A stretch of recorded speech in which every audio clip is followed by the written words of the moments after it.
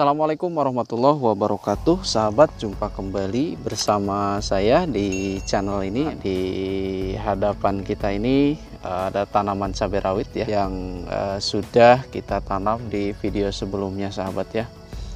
Nah, di video kali ini sahabat ya, saya akan membahas mengenai beberapa unsur hara yang dibutuhkan tanaman cabai rawit di fase generatif ya, atau fase pembungaan dan juga pembuahan. Nah, sebelum membahas unsur hara yang dibutuhkan oleh tanaman pada masa generatif ya, kita pahami dulu bersama-sama bahwa ada dua fase penting pertumbuhan tanaman cabai rawit ya.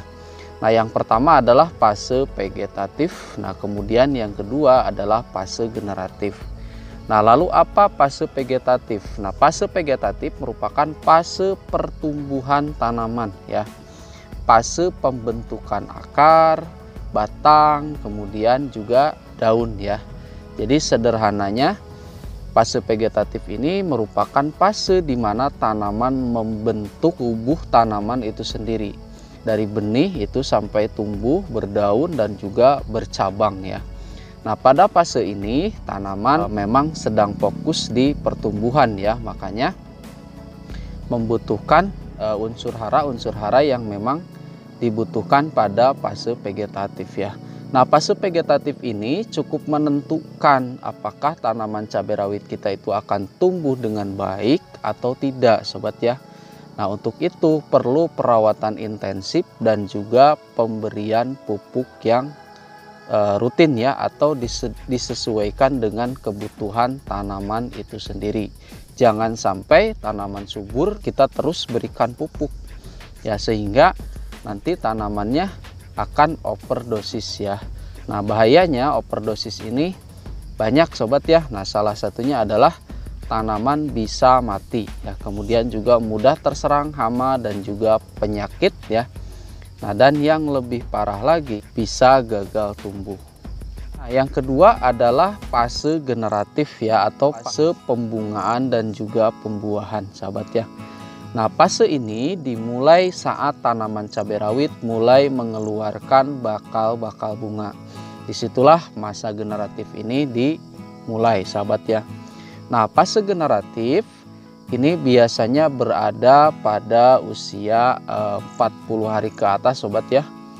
40 sampai 60 hari. Meskipun hal ini tidak baku, sahabat ya, bisa dipengaruhi oleh beberapa faktor ya. Nah, salah satunya adalah kondisi dari kesuburan tanaman itu sendiri ya. Nah, kemudian selain itu juga proses adaptasi tanaman di awal ya, karena adaptasi tanaman cabai rawit ini ada yang lambat, kemudian juga ada yang cepat, sobat ya.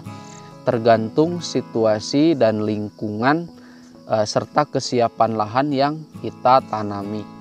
Pada fase generatif ini dimulai pembentukan bunga ya, kemudian juga pembentukan buah untuk menghasilkan individu baru ya. Artinya individu baru di sini adalah menghasilkan benih cabai rawit itu sendiri ya, yaitu buah, sahabat ya. Nah, pada fase ini tanaman cabai rawit membutuhkan unsur hara yang memang berfungsi untuk membantu proses pembentukan bunga dan juga pembentukan buah ya. Nah, lalu unsur hara apa saja yang dibutuhkan pada fase ini, sahabat ya? Secara umum unsur hara makroprimer itu ada 3 ya, sahabat, yaitu unsur N ya, atau nitrogen, kemudian P atau fosfat, dan juga kalium ya. Nah, ketiga unsur hara ini merupakan pondasi dasar ya pada tanaman cabai rawit yang dibutuhkan secara menyeluruh ya, baik fase vegetatif maupun fase generatif.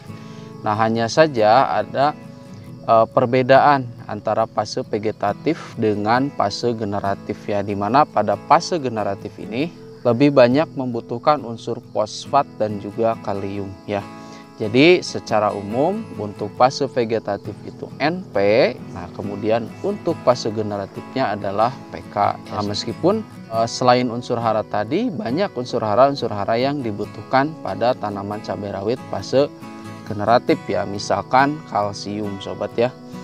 Nah, kalsium ini dibutuhkan untuk mencegah kerontokan pada bunga cabai rawit. Nah, unsur hara tersebut ya berperan penting untuk menyokong atau memastikan tanaman cabai rawit dapat tumbuh dengan baik ya sahabat semua. Untuk jenis pupuk yang mengandung hara tersebut cukup banyak sobat ya untuk masa generatif.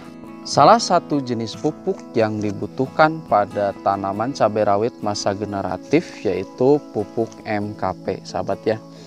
Nah, MKP ini merupakan salah satu pupuk dengan kandungan unsur hara, fosfat dan juga kalium ya.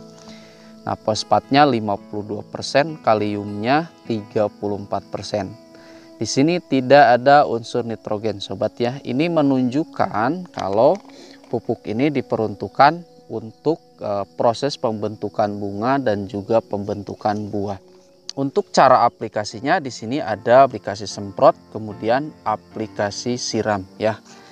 Nah, sebenarnya kalaupun mau ditabur sahabat ya ini sah-sah saja. Nah, tetapi cara yang biasa kita gunakan paling efektif itu yaitu melalui penyemprotan dan juga penyiraman sahabat ya. Nah, di sini bisa kita lihat ya untuk tanaman cabai, tomat, kemudian terong ya dengan dosis 2-4 gram ya per liter air. Nah, di sini ada larutan MKP Pak Tani dengan takaran 3-6 sendok makan per tangki semprot ya atau 0,4-0,8 kg untuk 200 liter. Ini jika kita aplikasikan dengan penyemprotan ya. Nah, kemudian kalau kita siram ya sahabat. Nah, kalau kita siram, nah di sini bisa dicampur ya MKP dengan PN ya. Dan dosisnya 3-5 sendok makan MKP Pak Tani plus 3-5 sendok makan PN ya atau KNO 3 putih ya, dilarutkan dalam 10 liter air, dikocorkan untuk 50 tanaman ya. Nah, untuk dosis yang dikocor ya atau disiram ini jelas lebih banyak sobat ya. Nah, tetapi kalau untuk disemprot itu dosisnya lebih kecil. Nah, selain pupuk ini banyak juga merek-merek dagang lain yang memang kandungannya cocok untuk tanaman cabai rawit fase generatif ya.